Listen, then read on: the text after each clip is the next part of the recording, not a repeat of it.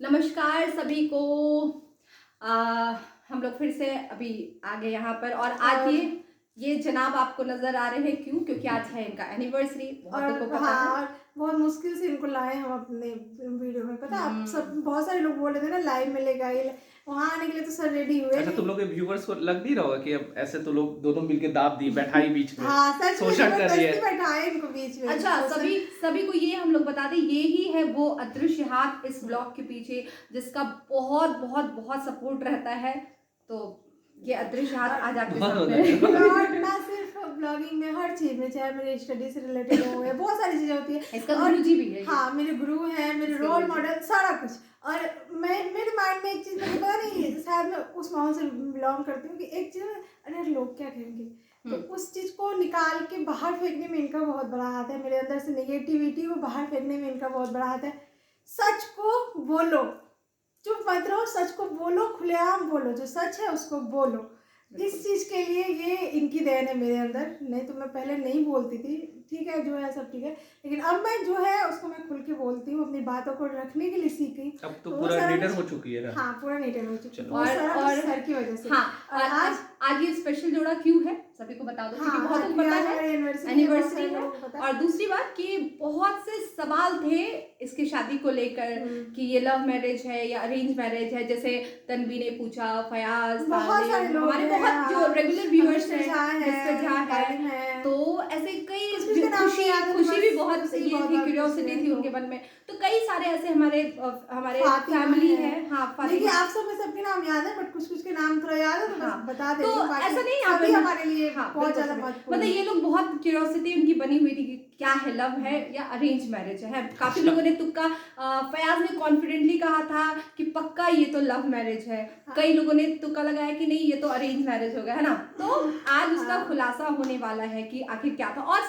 और सवाल कुछ ये भी आए थे कि क्या दहेज लिया गया था, कितना दहेज लेकर मतलब शादी हुआ है, ये जो शादी हुई है ये कितना इसमें दहेज लिया गया था।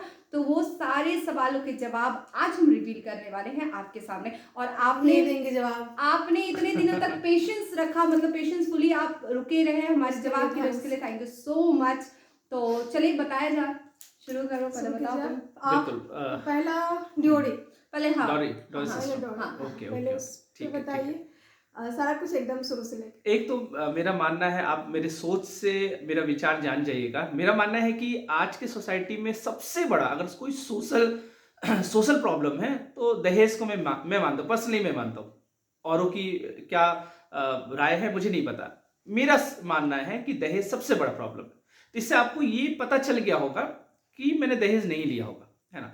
और मेरे यहाँ मेरे पापा, इसके आप कह सकते हो कि ये नींव उन्हीं का देन है। उन्होंने ये नींव रखा था और उनकी विचारधारा पे हम लोग क्या कर रहे हैं, चल रहे हैं। मेरे पापा का ही नींव था ये, कि वो चूंकि हम लोग बचपन से ये चीज देख रहे हैं कि पापा कहते थे कि दहेज सबसे बड़ा, दहेज दानव, जो दहेज लेते हैं उसको दहेज दानव के रूप में बोला जाता है। लेकिन मैं थोड़ा सा आपके व्यूअर्स को एक चीज क्लियर करूंगा कि दहेज भी आजकल जो दहेज लिया जा रहा है वो दो तरीके का, मैंने जो एनालिसिस किया, दो तरीके का दहेज लिया जा रहा है। हाँ, एक को मैं एक कैटेगरी में रखता हूँ डायरेक्ट डॉरी, और एक को मैं इनडायरेक्ट रखता हूँ। मतलब एक प्रत्यक्ष रूप से दहेज दिया जाता है, एक अप्रत्यक्ष रूप से। हाँ बोलो। थोड़ा सा मैं यहाँ पर इंटरफेयर करूंगी। जैसे अभी भाई ने बोला कि मैंने दहेज नहीं लिया, तो दहेज नहीं लिया ये जो स्टेटमेंट है आप भी सुनते होंगे। कई लोगों ने बोला हमने दहेज नहीं लिया, लेकिन जो अभी इसने जिक्र किया ना कि डायरेक्ट और इनडायरेक्ट, तो यहाँ पर दहेज का मतलब वो दहेज को भी कैटेगराइज कर दिया गया और एक को बोला जाता है नहीं ये आदर्श विवाह है, जबकि वो सो कॉल्ड आदर्श होता है। वो व्यूअर्स को एक्सप्लेन करके, अगर मैं एक्सप्लेन करूँ तो वो समझ पाएंगे वो चीज मैं क्या बोलना चाह रहा हूँ। तो मैं ये बोलना चाह रहा हूँ, डायरेक्ट इंडायरेक्ट मैंने क्यों बोला। एक तो डायरेक्ट होता है कि खुलेआम वो अपना बेटा को बेच देता है ना। मैं तो उसी वर्ड को यूज करता हूँ, किसी को बुरा लगे तो फिर, जैसा काजल ने कहा कि मैं बिल्कुल सत्य को बड़ा बहुत मजबूती से रखना पसंद करता हूँ। और क्योंकि झूठ का बुनियाद बहुत कमजोर होता है और झूठ लोग बहुत तेजी से फैलाते हैं, लेकिन मेरी आदत है कि मैं सच को बहुत मजबूती के साथ रखूं, अपनी बातों को मजबूती के साथ रखूं, अगर मैं सही हूं तो मेरा मानना है कि जो डायरेक्ट दहेज होता है, एक तो अपना बेटा को बेच देता है कि मेरा बेटा का दाम 10 लाख है, 20 लाख है, 25 लाख है, 30 लाख है ना, 18 लाख है, 19 लाख है ना। तो लोग क्या करते हैं, अपना बेटा को बेचते हैं कि हाँ इसका 20 लाख। तो वहां पर मैंने क्या देखा है, एक तो समझौता होता दोनों के बीच में। जब लड़की वाले गया लड़का वाले के यहाँ, सब चीज पसंद आ गया, तो उसके बाद फिर तय होता है। उसमें एक देखिएगा मीडिएटर होता है। तो लड़का वाला बोला कि 20 लाख है ना, 20 लाख में हम इसको बेचेंगे अपना बेटा को। तो लड़की के फादर जो थे या फिर मदर, जो भी, मदर तो अमूमन सोसाइटी में नहीं जाती, फादर ही रहते हैं पेरेंट्स में ज्यादातर। तो फादर बोले कि नहीं, 20 लाख, तुम्हारा बेटा 20 लाख लायक नहीं है, हम इसको 10 लाख में खरीद लेंगे। मतलब लड़की वाला बोल रहा है कि हम 10 लाख में खरीद रहे हैं, और वो क्या बोल रहा है, 20 लाख में हम बेच रहे हैं। जैसे सब्जी हाँ। लेने में लोग अब दोनों परेशान है ना। वो बोले नहीं 10 से, लास्ट में वो बोला अच्छा ठीक है 19 दे देना, ये बोला कि नहीं अच्छा चलो 11 दे देंगे। मतलब बार्गेनिंग हो रहा है। तो मीडिएटर जो रहता है वो बोलता है कि एक काम करो, हाँ एक काम करते 15 में फाइनल करते हैं, ना तुम्हारा ना तुम्हारा, है ना, 15 में इसको फाइनल कर लेते। अब देखिए, हमारी संस्कृति में विवाह एक संस्कार होता है। आपने 16 संस्कार के बारे में जरूर सुना होगा। तो 16 संस्कार में 15वां संस्कार को विवाह संस्कार बोला जाता है। तो अगर विवाह संस्कार है तो उसको आप विवाह व्यापार क्यों बना रहे हैं?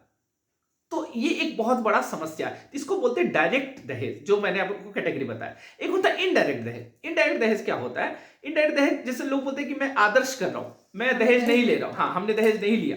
जैसा कि इन्होंने बोला कि लोग सुनते होंगे, आप लोग सुनते होंगे कि दहेज नहीं लिया, ये है ना। ये किस तरह का होता है मैं आपको बताता हूं। होता यह है कि वो लड़की वाले गए, जब लड़का वाले से बात हुआ तो उसमें बात इस तरीके से होता है कि एक काम करो, तुम मेरा विवाह खर्चा, इसको द्वार खर्च बोलते हैं, कि द्वार खर्च तुम मेरा दे दो। मतलब लड़की का जो ज्वेलरी होगा, क्या होगा, उसका पैसा तुम हमको दे दो, या फिर तुम बनवा के ही दे दो। हम कैसे आएंगे, मेरा रास्ते का भाड़ा वाड़ा, खर्चा वर्चा, मेरे घर में जो गेस्ट लोग रहेंगे उसका क्या मतलब, है ना। तो हमारे यहाँ गोड़ लगाई बोलते हैं, गोड़ लगाई, है ना, मतलब पैर जब प्रणाम करते उसको गोड़ लगाई बोलते हैं। गोड़ लगाई के रूप में उसको 2-4-5 लाख का चेक दे दिया जाता है कि आप अपना खर्च उठा लीजिए। हाँ, तो ये भी, इसको भी मैं दहेज के कैटेगरी में रखता हूं, लेकिन आज का सोसाइटी इसको आदर्श के कैटेगरी में रखता हूं। हमारा जो विवाह हुआ इस दोनों कैटेगरी से बिल्कुल अलग। और मैं इस चीज को इसलिए बोलता हूं, और मैं नहीं, जितने मेरे जानने वाले वो लोग मानते हैं कि ये एक यूनिक विवाह हुआ। और मैं इस यूनिक विवाह का बिल्कुल लोगों को बताना चाहूंगा। ये प्रचार नहीं है, ये बस लोगों को एक संदेश है कि आप भी इस तरह का विवाह कर सकते हैं। और फिर काजल बताएगी कि सिर्फ विवाह तक ही सीमित नहीं, विवाह के बाद और जिम्मेदारियां बढ़ जाती है। मैं भी आपको थोड़ा थोड़ा करके एक्सप्लेन करता हूं। नॉर्मली लोगों को लगता है कि लड़की की शादी हुई तो सारी जिम्मेदारी लड़की की, कि मतलब तुम सबको खुश करो या तुमसे सब इम्प्रेस हो। वहां पे हम लोग आएंगे लास्ट में, वहां पे हम आते हैं लास्ट में आते हैं। तो पहले और अब हाँ, इन सब चीज के लिए पूरा ये लगता है ना कि जब लोग मानने के लिए तैयार ही नहीं होता इस बात को, वो पेरेंट्स जो अपनी बेटी का पैसा गिन रहा है जमीन बेच के अपना, लेकिन वो इस बात को मानने के लिए तैयार नहीं हो रहा है। हाँ ठीक है, वो दहेज को सपोर्ट कर रहा है। और मैं इसलिए मैं बहुत अच्छे से इस चीज़ को फील कर सकती हूँ, क्योंकि मेरा बैकग्राउंड हो रहा है, मैं उस जगह से बिलोंग करती हूँ, मतलब उस टाइप का माहौल रहा है, तो मुझे बहुत अच्छे से पता है। तो इसलिए सबसे ज़्यादा बुरा उस टाइम पे लगता है कि जब पेरेंट्स समझने के लिए, ठीक है लड़की के पिता है तो वो इस चीज़ को सपोर्ट कर रहे हैं।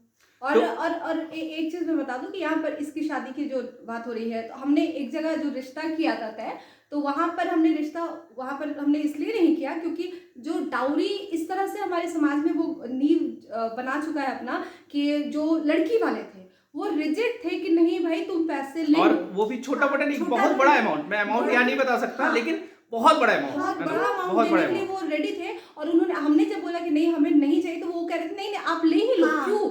इसलिए वो भी अपने जगह सही थे, क्योंकि लोगों का माइंडसेट है, माइंडसेट ही लेता है, बाद में वो और ज्यादा परेशान तो उनको लगता है। मुझे भी सुनने को मिला कि लोगों को पता चला कि मेरे पेरेंट्स कुछ, मतलब लड़के वाले कुछ नहीं ले रहे थे मेरी शादी से पहले, बाद में फिर हाँ, तो मेरे पापा को ये सुनने को मिला कि अरे अभी नहीं ले रहे लेकिन बाद में लेंगे। तो वो मतलब हाँ, वो बाद वाला तो और ज्यादा खराब होता है। तो बहुत माइंडसेट होता है वो। उनको लगता था कि ये लोग बाद में मेरी बेटी को परेशान करेंगे, बाद में लेंगे ही, पूरी जिंदगी लेंगे, इससे अच्छा इकट्ठा दे दो। तो और देखिए देने को तैयार थे। और देखिए होता क्या है, मैं आपको एक दो चीज और बताऊं, फिर मैं बताऊंगा कि हमारी शादी किस प्रकार से हुई। एक दो चीज ये है कि मतलब हमारी शादी होता कैसे, जैसे दहेज लेकर के कैसे शादी करते लोग, है ना।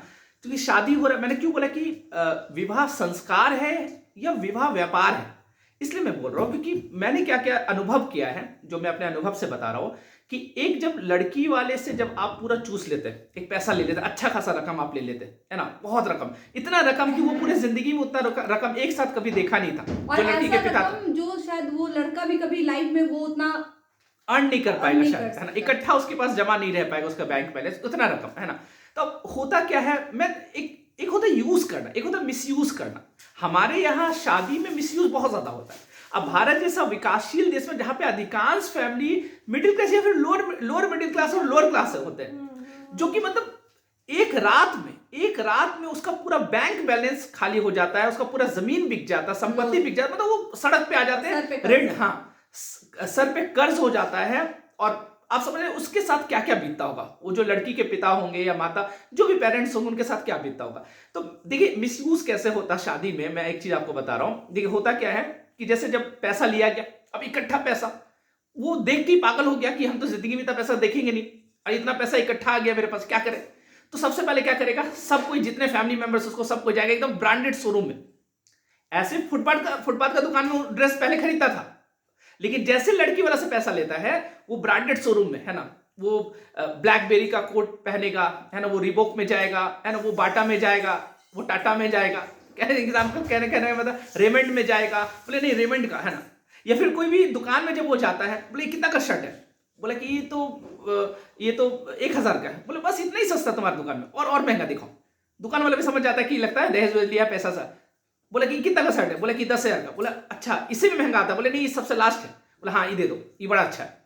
तो वहां पे मोह नहीं लगता उसको, जब अपना पैसा कमाता उसको अपना खर्च करने में मोह लगता है। वो फुटपाथ का दुकान में खरीदता था, लेकिन जैसे दहेज मिला तो एक तो ये चीज देखने को मिलता सारे लोगों का, चलो ठीक है। एक मुझे बुरा लगता है कि इतना पटाखा खरीद के, है ना, लाख रुपया का, 50,000 का, है ना, पटाखा आप खरीद के लड़की के घर के, लड़की के पिता के सामने आग लगाते हैं और उसको दिखाते हैं कि ये देखो तुम्हारी पैसा जला रहे हैं, तुम्हें दिया है पैसा इसका, है ना, और उड़ाते रहते हैं उसको। तो बहुत सा, है ना, आप एटीट्यूड देखिएगा लड़कों वाले का। मेरा मानना है कि संबंध हो रहा, संबंध मतलब होता है संबंध, है ना, सम प्लस बंध, है ना, मतलब सम मतलब होता है बराबर, बराबर का ये बंधन होता है। और जब बराबर का बंधन होता है तो फिर इसमें ऊंच नीच कैसे। आप देखिएगा लड़का वाला का एक अलग ही एटीट्यूड रहता है, और उसमें एक प्रजाति पाई जाती है जिसको बहनोई बोला जाता है हमारी सोसाइटी में, जिसको मैं बोलता हूँ वो जिल्ले इलाही है ना, वो शहंशाह हिंद समझता है। बहनोई मतलब जीजा। हाँ, बहनोई मतलब जीजा होते हैं, जो लड़का जो शादी करने जाता है उसके जो जीजा होते हैं, वो देख के आप दूर से बता दीजिएगा कि वो जीजा है। वो हरकत ही ऐसा करता है, उस पद को बर्दाश्त ही नहीं कर पाता है, और वो ऐसा अपने आप को बिहेव करेगा, ऐसा दिखाएगा।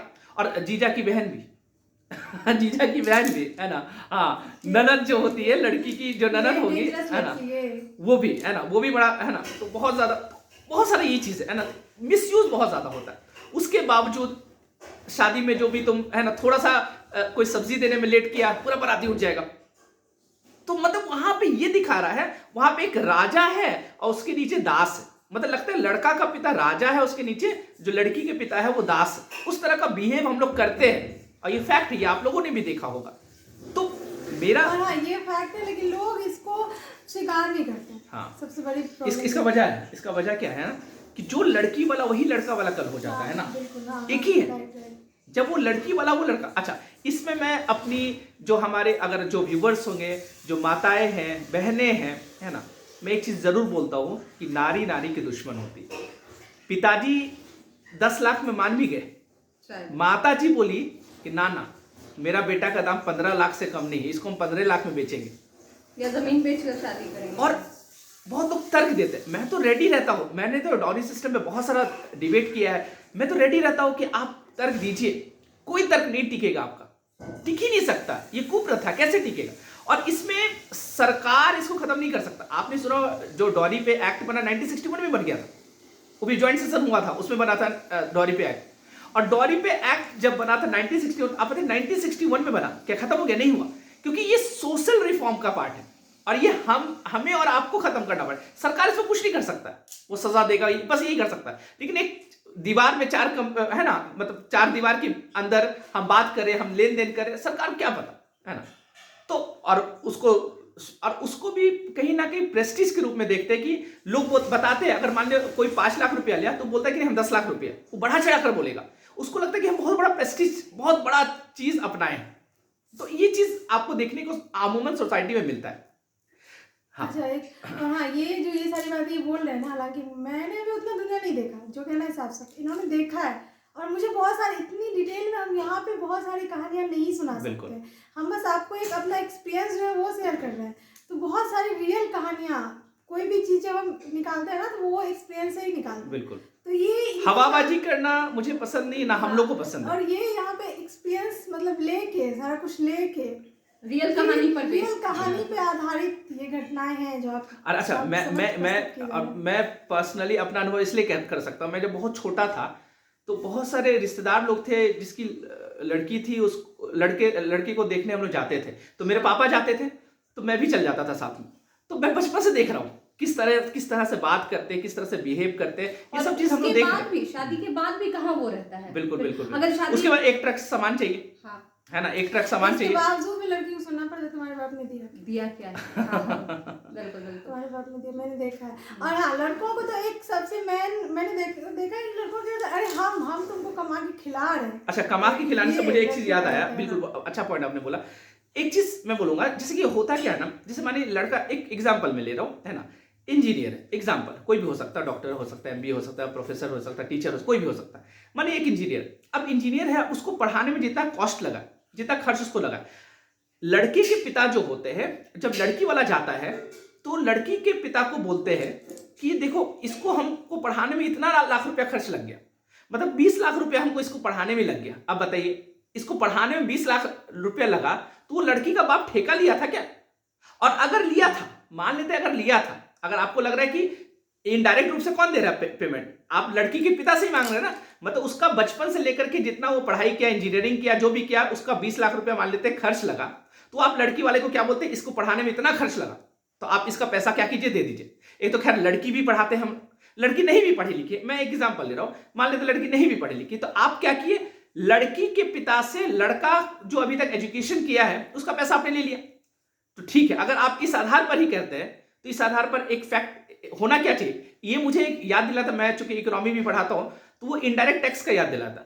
इनडायरेक्ट टैक्स जैसे जीएसटी है, अब फैक्ट्री से कोई सामान बना तो वो टैक्स पे कर दिया फैक्ट्री वाला, और जैसे हमारे तक वस्तु पहुंचा, आप देखते हैं एमआरपी जो लिखा रहता है क्या लिखते हैं, इंक्लूडिंग ऑल टैक्सेस, सारा टैक्स उसमें मिला हुआ रहता है। अंततः भार किस पर पड़ता है, कंज्यूमर पर पड़ता है, तो हम लोग पे करते हैं ना, मतलब पे पहले फैक्ट्री वाला कर चुका, जैसे सामान वस्तु बना फैक्ट्री से बाहर निकला और उसने जीएसटी पे कर दिया, लेकिन अंततः भार किस पे पड़ रहा है, हमारे पे, हम ही पे कर रहे हैं ना। ये वैसे ही है, जैसे लड़का वाला, लड़का के जो पिता है वो बचपन से पढ़ा रहे हैं, उसको पे खर्च कर दिए, लेकिन उसको पता है कि जैसे शादी करेंगे सारा लड़की वाला से हम क्या करेंगे, ले लेंगे। अगर लड़की वाला से आप ले लेते हैं तो आपका ये भी फर्ज बनता है कि लड़का का जो पेमेंट है, सैलरी है, उसका आधा पैसा लड़की के पिता के पास जाना चाहिए, जाना चाहिए ना, क्योंकि उसका एजुकेशन में तो फिर अंततः खर्च कौन किया, क्योंकि जब हम टैक्स देते हैं इनडायरेक्ट रूप से, तो सरकार डेवलपमेंट जब करेगा तो उसका फायदा किसको मिलेगा, हम लोग को मिलेगा, है ना। वैसे जब लड़की वाला, लड़की के पिता अगर पैसा दे रहा है तो पेमेंट भी तो मिलना चाहिए ना, सैलरी। चलो ठीक है, तो अब समय कम है, तो अब मैं आता हूं अपने मुद्दे पे, मैं डॉरी के बारे में बताता हूं, फिर लव मैरिज अरेंज मैरिज उस पर हम लोग डिसाइड करते हैं, या पहले लव मैरिज अरेंज कर दे या डॉरी सिस्टम कर दे। चलिए डॉरी पे चल रहा तो डॉरी पे मैं बता देता हूं हमारी शादी कैसे हुई, है ना। देखिए हमने प्योर आदर्श, इसको बोलते प्योर आदर्श, ये चूंकि मेरे रोल मॉडल मेरे पिता है, मेरे पापा है ना, बहुत सम्मान करता हूं उनका बहुत बड़ा योगदान है, क्योंकि आज मेरा विचार या मेरा सोच इस तरह का हो पाया है उन्हीं की वजह से।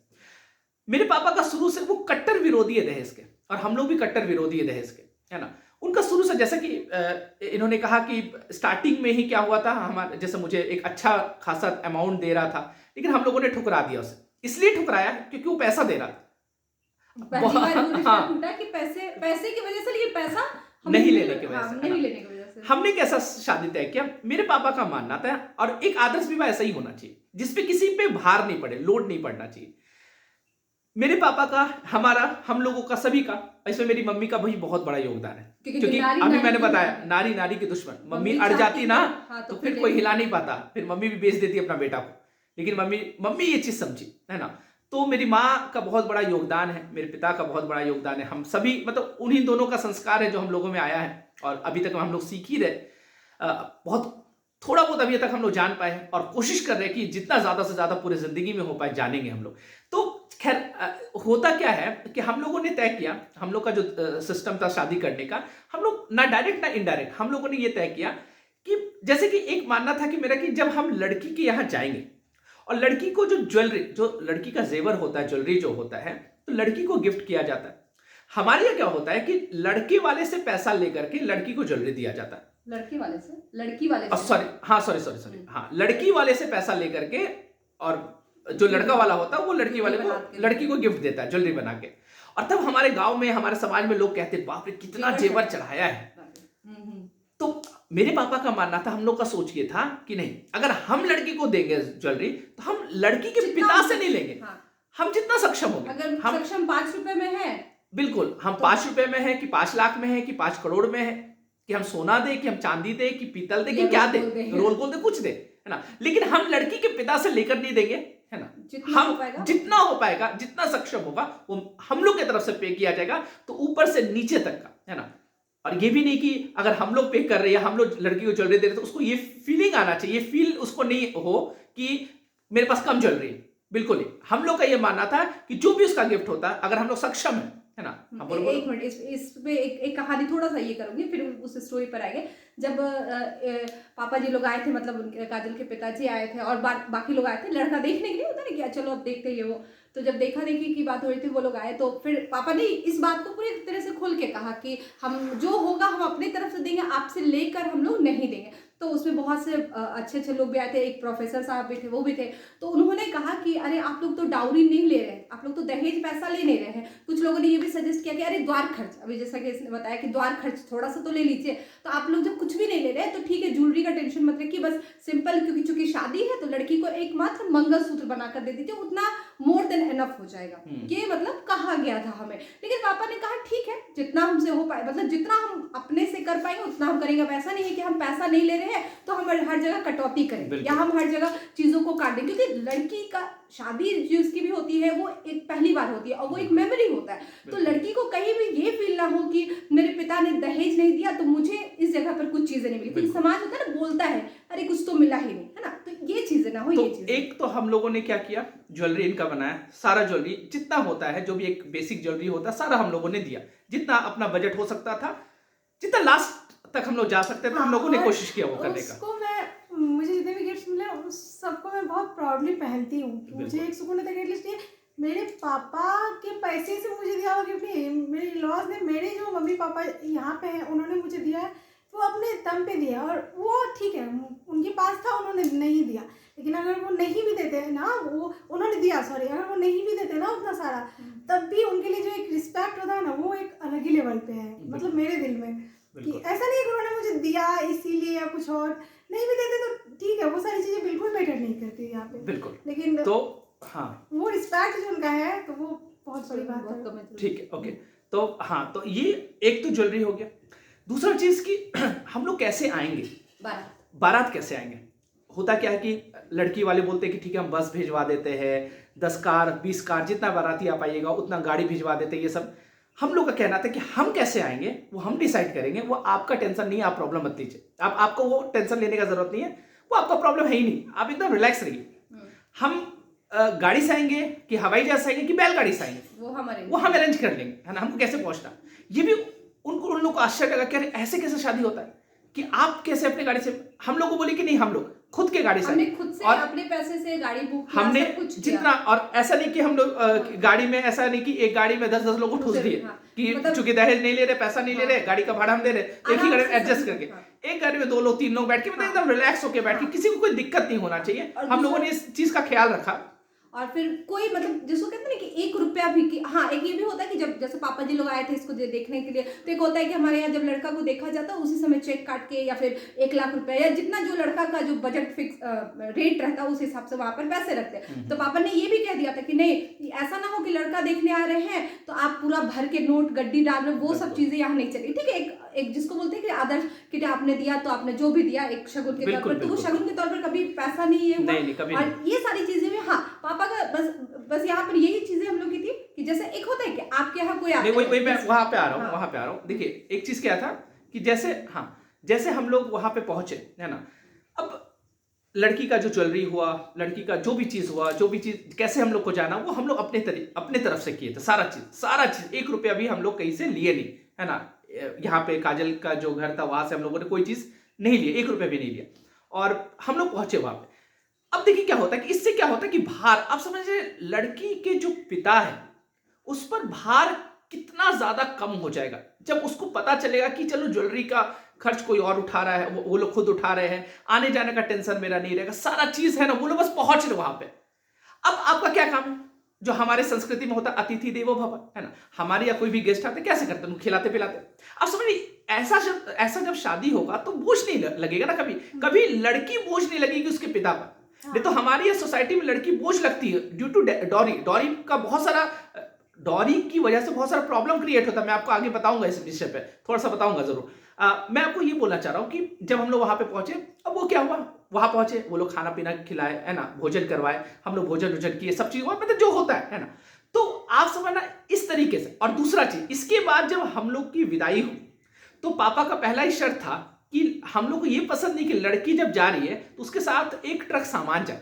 आपको लगता है लड़की को गिफ्ट देना, आपको बेटी को तो जो ड्रेस वगैरह होता है कि हाँ लो साड़ी दे दो, ये ड्रेस जो होता है, हाँ मिठाइयाँ दे दो, स्वीट्स दे दो, मिठाई दे दो, ये सब चीज दे दो, चलो वो ठीक है। लेकिन हम लोग ये नहीं बोले कि एक ट्रक, और वो चीज हम लोगों ने मतलब स्ट्रिक्टली उसको इम्प्लीमेंट किया और फॉलो किया। और लड़की के पिता को हम लोगों ने बोला कि नहीं ये चीज नहीं चाहिए हमको, साथ में नहीं।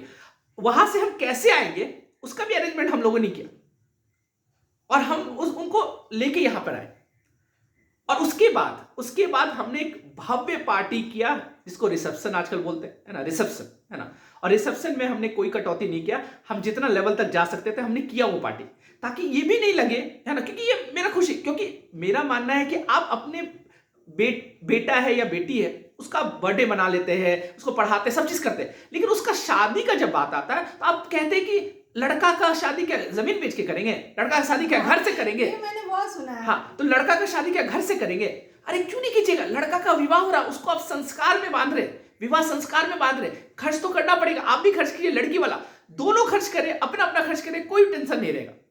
और यहाँ के हमने भव्य पार्टी किया, है ना। और जितने हमारे रिलेटिव या फिर जो लोग आए उन लोगों का मानना था, बहुत लोगों ने ऐसा भी कहा कि हम लोगों ने इस तरीके का पार्टी बहुत कम देखा है, और वो भी बिना दहेज। और वो जो प्रोफेसर साहब आए थे जो मुझे देखने आए थे, वो भी उस पार्टी में आए थे, वो और ज्यादा वो भावुक हो गए थे और बता रहे थे कि सच में ऐसा, डॉक्टर साहब, मेरे पिता डॉक्टर है, डॉक्टर साहब आपने इतिहास रचा, और हम लोगों ने उन्होंने कहा भी, बहुत बुजुर्ग है वो प्रोफेसर साहब, और उन्होंने कहा कि मेरे लाइफ का मतलब इतना समय मतलब बीत गया, गुजर गया, लेकिन मैंने अपने लाइफ में अभी तक इस तरह का शादी बिल्कुल कभी नहीं देखा, ये फर्स्ट टाइम मैं देख रहा हूँ, और शायद लास्ट भी हो। बिल्कुल। तो उसके बाद क्या होता है कि सारा रिसेप्शन पार्टी ये सब सारा चीज हो गया। अब लेकिन अब यहाँ पे एक चीज और होता है, एक चीज क्या होता है कि उसके बाद बहुत बड़ा आपका धर्म शुरू हो जाता है। आपने यहाँ पे अधर्म कुछ नहीं किया, दहेज नहीं लिया, बहुत अच्छा, लेकिन जब लड़की आपके हाथी है और उसको आप बार बार फील करवाओ, अरे तुम्हारा बाप कुछ नहीं दिया, तुम्हारी माई तुमको नहीं सिखाई, तुम्हारे ये, हाँ, बहुत लोग में वही चीज मैं बोल रहा हूँ, बहुत लोग में ये भी होता है कि चलो हमने तो नहीं मांगा, लेकिन इनके पिता का क्या फर्ज था, इनकी माता का क्या फर्ज था कि भर भर के देना चाहिए था। हाँ, तो ये एक्सपेक्टेशंस उनके मन में पहले से होती है कि हमने नहीं मांगा, इसलिए नहीं मांगा ताकि तुम खुद से अपनी मर्जी से क्या करो, भर भर के हमारे घर में सामान दो। तो एक लड़की का जो पर्सनल लिबर्टी होता है वो नहीं उसका जाना चाहिए, है ना, अपना आत्मसम्मान होता वो खोना नहीं चाहिए उसका। तो आप काजल खुद बताएगी ये चीज, जब ये इस घर में आई, है ना, हमारा जो फैमिली है, मैं बहुत प्राउडली बोलता हूँ, इसमें कोई ईगो नहीं है, कि हमारा फैमिली सबसे यूनिक, एकदम यूनिक है, यूनिक फैमिली, यूनिक जब कह दिया तो सबसे अलग हो गया, है ना। और वो लड़की की जब शादी होती है तो लोग कहते हैं कि अरे फिर तो जीवन बदल जाएगा, वो हाँ बदलाव हुए हैं, इसमें एक पॉजिटिव बदलाव हुआ है। और सबसे बड़ी बात है कि इसकी लाइफ में कुछ रुका नहीं है, मतलब शायद जो फाउंडेशन वहां पे, हाँ वहां पे अब देखिए एक रोल ये भी हो जाता है कि जैसे मैंने बोला कि इसका पर्सनल लिबर्टी, इसका चॉइस है कि अगर मुझे मानिए लाल कलर का ड्रेस अच्छा लगता है या मुझे येलो कलर का ड्रेस अच्छा लगता है, तो मैं अब थोपूंगा इसके ऊपर, नहीं तुम भी वही पहनो जो मुझे पसंद है, नहीं, ये इसका पर्सनल चॉइस होना चाहिए कि मुझे जॉब करना है कि नहीं करना है, ये खुद डिसाइड करेगी, मुझे पढ़ाई करना है कि नहीं करना है, ये खुद डिसाइड, ये मुझे क्या किस लाइन में जाना, मेरा करियर क्या होना चाहिए, या फिर मुझे कौन सा ड्रेस पहनना, किस कलर का पहनना, क्या पहनना, ये इनका चॉइस होना चाहिए और इनको ये फ्रीडम है और इनको देना चाहिए। बिल्कुल, जैसे कि ये ब्लॉगिंग का इसको था, और हाँ, ब्लॉगिंग का इसको मुझे हमेशा बहुत शौक था इसको कि मैं ब्लॉग बनाऊं, और हमेशा से था। बिल्कुल। और लेकिन पॉसिबल हो पाया शादी के बाद ही, और इनकी वजह से। आप बताइए कि मतलब एक होता है कि सास ससुर से बहुत डर, अरे क्या इजाजत देंगे या नहीं। अब जल्दी से उस पे आते हैं, समय कम हो रहा है हम लोग का। अब हाँ, उस विषय पे, अच्छा उस विषय पे तो कभी और चर्चा कर लेंगे, लेकिन ये बता दो लव मैरिज अब बता देते हैं, ये बता सकते हैं। देखिए मैं शॉर्ट में एक चीज बता देता हूँ, है ना, शॉर्ट में एक चीज बता देता हूँ कि लव मैरिज नहीं था ये, है ना। लव मैरिज जो सोसाइटी में बोला जाता है कि लव मैरिज, है ना, बोला कि लड़की को पहले सेटिंग वेटिंग होगा इसलिए दहेज वहेज नहीं लिया, है ना, ये भगा के ले जाना ऐसा सोच के, है ना, तो ऐसा कुछ नहीं था। आपको मैं बताऊं तुम तो कि सीधा कंक्लूजन पर पहुंच गए, पहले कहानी बता नहीं, रहा था। कोई समय नहीं है तो नहीं, इसलिए हम लोग, है ना, इसलिए। समय नहीं है इसलिए हम लोग कर रहे हैं। तो आपको मैं एक चीज बताऊं, मैंने काजल को फेस टू फेस एंगेजमेंट में देखा। हाँ, यहाँ पे सभी ने मुझे फेस टू फेस। अच्छा शॉर्ट में चलिए मैं बता देती हूँ, अब जल्दी से, बहुत समय खत्म हो गया थोड़ा सा, तो मैं बता, तुम बोला नहीं क्या कुछ? हाँ एक चीज बोल रहे थे, इस सामान का जो बात बोल रहे थे, डॉरी सिस्टम, डॉरी का, मेरे पापा ने क्या किया था, वो दीवान वाला बताओ तुम ही। हाँ, ये मैंने बताया भी था पहले एक वीडियो में, किसी ने पूछा था तो मैंने बताया था कि एक होता है ना कि लड़कियों को पहले से, मतलब सॉरी, लड़की के पापा जो होते हैं, जाहिर सी बात है वो पापा है, पेरेंट्स है, बचपन से लेके बड़े तक सारा कुछ, और मेरे पापा ने भी किया है, मतलब करते ही। तो एक होता है ना कि नहीं मेरी बेटी जा रही है तो उसको खरीद के देना है, नई नई चीज़ें, वो उससे। तो मेरे जो यहाँ पे पापा है, यानी कि मेरे जो इन लॉज है, वो मेरे लिए नए दीवान खरीद के लाए थे, जबकि यहाँ पे था बहुत सारी दीवान थी, हर रूम में लगा हुआ था, फिर भी वो नया मेरे लिए लाए थे कि नहीं मेरी है ना, मेरी बहू आएगी, वो उस पर मेरे लिए ये चीज़ बहुत ज़्यादा हार्ट टचिंग था। शादी से पहले ही वो सारा कुछ कर लिए थे, खरीद के लाए थे। मुझे बहुत लोग को ये भी लगता होगा कि पता नहीं लगता पैसा लिया है, बहुत बोल भी रहती है ज़्यादा बात। हार्ट टचिंग था, बहुत ज़्यादा। अभी भी ये बात मतलब बता नहीं सकती। पापा का कह रहे थे कि मेरी, हाँ, और बहुत लोग हमें ये कहते थे, अरे आप लोग पागल हैं क्या, ये अभी तो लड़की का बाप देगा मेरे ही। सामने में, मेरे सामने में बहुत लोग मम्मी पापा मुझे आज तक कभी कुछ नहीं बोले, ठीक है, मेरे मम्मी पापा कुछ नहीं, मेरे मम्मी पापा तो मुझे और ज़्यादा, मतलब मैं नहीं बता सकती, मैंने कहा ना किस तरह से मुझे यहाँ पे रखे हैं, या जो भी है, मैं जिस तरह से रहती हूँ एकदम पूरा। लेकिन लोग आ रहे हैं तो वो बोल के चले जा, मतलब कुछ इस तरह से बोल रहे, तो वो मेरी मम्मी ऐसी है कि उनको मतलब चुप करा देती है, उस तरह से बोल देती है। अभी आपने एक टर्म का यूज किया, इन लॉस, है ना। देखिए होता क्या है कि father in law and mother in law जो होता है, हाँ देखिए वही मैं बोल रहा कि देखिए ससुर जी को क्या बोलते हैं, फादर इन लॉ, सासू माँ को क्या बोलते हैं, मदर इन लॉ। देखिए इन लॉज मतलब लीगली, है ना, लॉ के आधार पर आप मदर हुए, लॉ के आधार पर आप क्या हुए, फादर हुए। अब एक चीज, और उससे नहीं वो नहीं, मैं सुनो मैं क्या बोलना चाह रहा हूँ, मैं आपके तक आता हूँ, एक मिनट, है ना। तो लॉ के आधार पर आप पिता हुए, लॉ के आधार पर आप माता हुए। अब देखिए होता क्या कि उस लॉ को हटाने में बहुत बड़ा बलिदान बहुत बड़ा त्याग देना पड़ेगा, बहुत प्यार देना पड़ेगा, तब उस लड़की के मन से इन लॉज, है ना, लॉ हट जाएगा और फादर और मदर हो जाएंगे। बिल्कुल ये तो काजल के अंदर है, बस यहाँ पे वो टर्म यूज किया है क्योंकि कंफ्यूजन ना हो जाए, वहाँ पे मम्मी पापा, यहाँ पे बिल्कुल मम्मी पापा, बिल्कुल, हाँ इसलिए बिल्कुल मैं यही बात बता रही थी, ये यही उसी को कंप्लीट कर रहे थे। नहीं वहां पे जा रहे हैं हम लोग, जा रहे हैं, है ना। तो देखिए होता क्या है कि फिर ये सब चल, हाँ इसमें एक चीज और, मैं एक चीज बोलने वाला था डॉरी पे। अच्छा बोलो तुम बोलो, ये हो गया, बोलो जल्दी बोलो। अरे क्या बोल रहे थे बिल्कुल ना, भूल वही लव मैरिज है। हाँ लव मैरिज है, बोलो याद आया? अरे नहीं कुछ बता रहे थे उससे, भूल ही गए। अरे चलो कोई नहीं, है ना। तो हम, हाँ ये, हाँ एक चीज और बता देता हूँ, जैसे डॉरी सिस्टम पे जब लोग कहते हैं ना कि एक टर्म में सुनता अक्सर कि जो दिए लड़की को दिए ना, जो दिए लड़की को दिए, बेटी को ही दिए ना। मैं इस चीज को नहीं मानता, क्योंकि आप बेटी को अगर देते ना तो आप बेटी को दे दिए 25 लाख रुपया, मान लेते, उसके बैंक में दे दीजिए, फिर आप बेटी को कहा देते, आप तो लड़का के पिता को देते, आप लड़का को देते और उस पैसा को लोग खर्च करते, उस पैसा से ज्वेलरी बनवाते लड़की का, उस पैसा से आना जाना करते, पटाखा खरीदते, जो भी करते। आप लड़की का मर्जी कहाँ पूछते? लड़की को देने का मतलब हुआ कि आप उसको दे दीजिए, अब उसकी मर्जी, वो 10 साल बाद खर्च करेगी, 20 साल बाद खर्च करे, अगर देते हैं जैसे कि, है ना। लेकिन आप लड़की को जब आप दे देते, फिर लड़का वाला अपना खर्च करे ना, वो ज्वेलरी दे और फिर ये, है ना। हाँ वो कहानी याद आ गई, मतलब जो अब वो लव मैरिज पे वो वहां वाला तो पहुंच, लव मैरिज, हाँ वहां पे मैं बता रहा हूँ, एक इसका बहुत बड़ा योगदान, एक चीज मैं बता रहा हूँ। हाँ मैंने बताया कि काजल को मैंने कहाँ पे देखा था, रिंग सेरेमनी में पहली बार। यहाँ पे सभी लोग ना, इससे पहले वीडियो कॉल पे भी उनके पास एक बार वही मैं शुरुआत बता रहे, दी से इनसे तो कभी वीडियो कॉल पे भी बात नहीं थी। शुरुआत जो हुआ था हमारे रिश्ते का, तो सबसे पहले जो बात करने वाली थी वो ये थी। आप समझ लीजिए इसका पोस्ट कितना बड़ा है, लड़की की ननद, लड़का सॉरी लड़की की ननद ना, लड़का की बहन, है ना। अब पता चला कि लड़का की बहन ही फाइनल करी, क्योंकि मेरे साथ इसका बॉन्डिंग बहुत स्ट्रांग है, बचपन से हम लोग बेस्ट फ्रेंड की तरह रहे। तो मुझे मेरा पता सब है- सुख दुख पता है कि मुझे क्या पसंद है क्या पसंद नहीं है ना। क्या पसंद है क्या पसंद नहीं। तो फिर मैंने घर में बोला कि मतलब जो भी लड़की होगी क्योंकि अरेंज मैरिज था, तो मैंने बोला मैं पहले बात करूंगी, मैं अगर सेटिस्फाई हो जाऊंगी लड़की से कि हाँ चलो मेरे हिसाब से सही है, फिर हम आगे बात को ये करेंगे। तो फिर जब जैसे फोटो आया सब कुछ आया, फिर मैंने बोला क्योंकि जिसका जो फोटो है बहुत जैसे मासूम सी है भी, और फोटो भी बहुत मासूम सा आया था, तो मुझे बहुत अच्छा लगा। फिर भी मैंने बोला कि नहीं, मैं चेहरे पे नहीं जाऊंगी, चेहरा ठीक है बहुत अच्छा है, लेकिन जब तक मैं बात करके संतुष्ट ना हो जाऊं तब तक। फिर मैंने बोला कि मैं बात करूंगी, हो सकता है विचार पे जाना चाहते हैं हम लोग, सोच विचार जानना था। तो मैंने बोला मैं बात करूंगी, हो सकता है मुझे 1 महीना भी लग जाए समय, हो सकता है मुझे 10 दिन में ही समझ आ जाए। तो फिर मैंने बोला कि मैं बात करूंगी। फिर मैंने पहली दफा इससे एक चीज मैं बोलना चाहूंगा इसमें कि लड़का का भाई जब लड़का की बहन जब पूछती है, सवाल क्या होता है हमारे यहाँ, सवाल होता है कि तुमको सिलाई आता है कि नहीं, तुम खाना बना लेती कि नहीं, तुम कढ़ाई आता है कि नहीं, तुम क्या क्या है ना, सासू माँ का सेवा करेगी कि नहीं, पैर दबाई कि नहीं, तेल लगाने आता है कि नहीं, मतलब ये सब पूछा। इसका सवाल क्या था? बिल्कुल, इसका सवाल क्या था?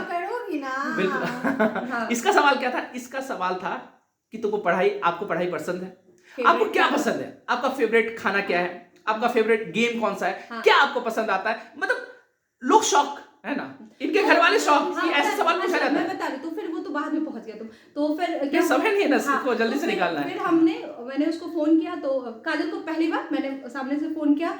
फिर जब पहली दफा मैंने बात किया तो हमारी 1.5 घंटे बात हुई थी, फर्स्ट कॉल।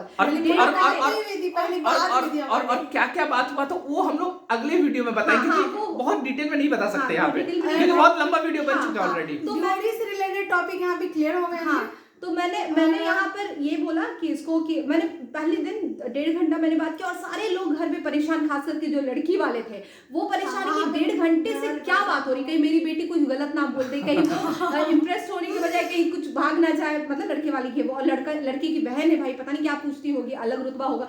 तो मैंने 1.5 घंटे बात किया, और वो पहला 1.5 घंटा वो डिसाइड हो गया मेरे माइंड में, वो सेट हो गया कि अब पापा मेरे ना बहुत ये है, इमोशनल पर्सन है। तो पापा को जब पापा जी ने फोन किया तो पापा बोल रहे थे कि पापा ने कहा कि हाँ कर देते। मैंने बोला नहीं, जब तक मैं बात नहीं करूंगी हाँ नहीं कहूंगी मैं। फिर मैंने पापा